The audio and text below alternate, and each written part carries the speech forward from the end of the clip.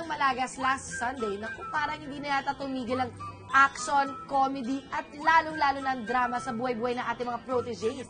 In fairness, masarap subaybayan yung mga eksena nila. Ang lakas makateleserye, parang faithfully lang. At ang umaangat ng mga hot scenes ay puro tungkol sa love, sakit sa ulo.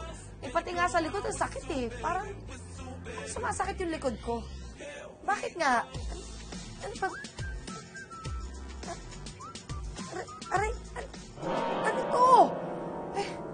Kaya naman pala masakit Uso na pala ang saksakan sa likod ngayon.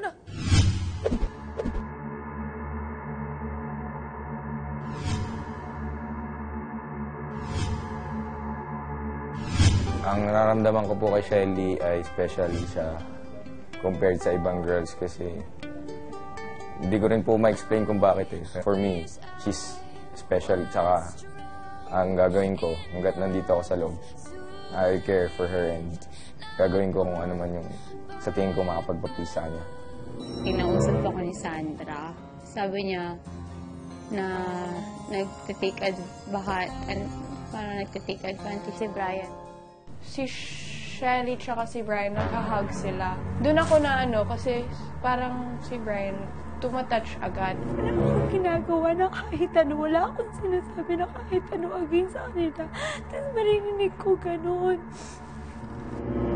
Alam ko ang masakit pa, pinag-aawahin namin lalaki. Putakti naman lalaki. Lalaki lang, gumaganon siya. Grabe. To think na sasabihin niya sa atin na may boyfriend siya. Parang if maganda talaga intention niya kay Shelly, hindi niya gaganunin. Hindi ko alam kung bakit na sinasabi mo na baka nagtitake advantage ako sa isang girl. Sinong nagsabi sa'yo? Kasi nakita ko sa dressing room doon sa si Riz tsaka si Brian nag-uusap. When I passed by, parang tumahimik sila, tumingin sila sa akin. Ang akin na. Total ako na may pinag-uusapan.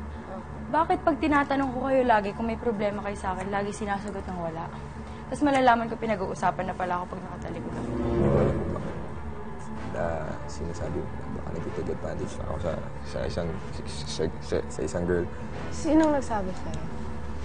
Hindi, you don't have to know. No, kasi ganito baka in-explain ko kay Shelly. I was turned off kasi kumbaga parang nakita ko kay Brian na nagtitake advantage sa babae.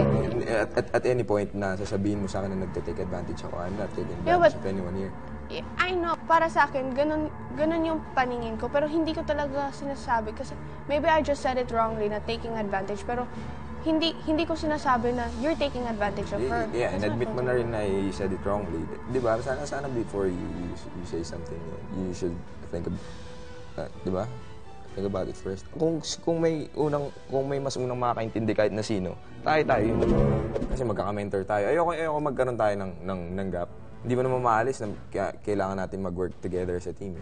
Hindi ko naman talaga, I didn't mean it in a bad way or whatsoever. Nako po, may pag-asa pa kayong mabuo ang Team Visayas o talaga magkakagulo nito ng dahil sa pag-ibig? For sure, marami pang love stories na mag-unfold sa Protégé, kaya tutok lang kayo sa amin and super follow lang, pa-share, pa-like. Aray ko. Masakit. Aray!